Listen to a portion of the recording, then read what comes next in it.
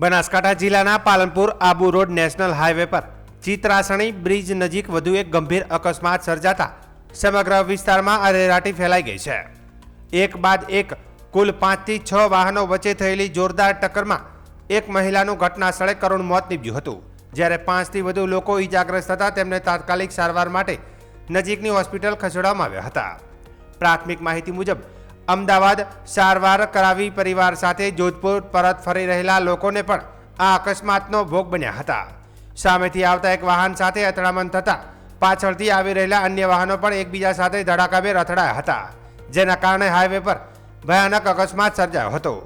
અકસ્માતની જાણ થતાં અમીરગઢ પોલીસ, NHAI વિભાગની ટીમ તેમજ 108 એમ્બ્યુલન્સની ટીમ તાત્કાલિક ઘટનાસ્થળે પહોંચી હતી।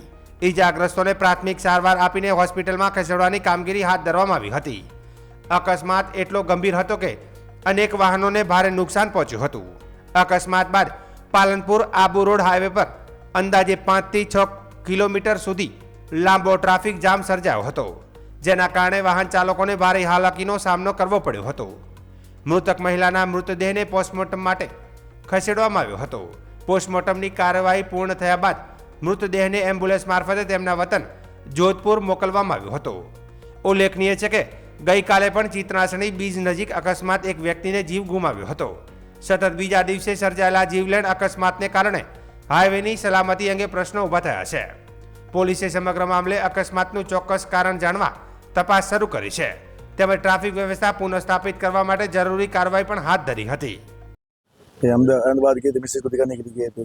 वापिस आते समय रात के 11:40 पे सामने जा रहे थे, आगे गाड़ी चल रही थी, पीछे 2 टोला चल रहे थे, साइड 2-3 गाड़ी चल रही थी। इधर रॉन्ग साइड से टोला आया, ऊपर से 7 फीट ऊंचे से गिरा, आगे गाड़ी गिर के साइड में आई है। साइड में गाड़ी वाली तरफ काटा तो पीछे से फाटक हट गया। उसमें लेडीज थी, वो मेरी मिसेज थी, उसका नाम तारा जैन था। उसकी नीचे पड़ती ही उसकी हाथ तो हाथ मौत हो गई।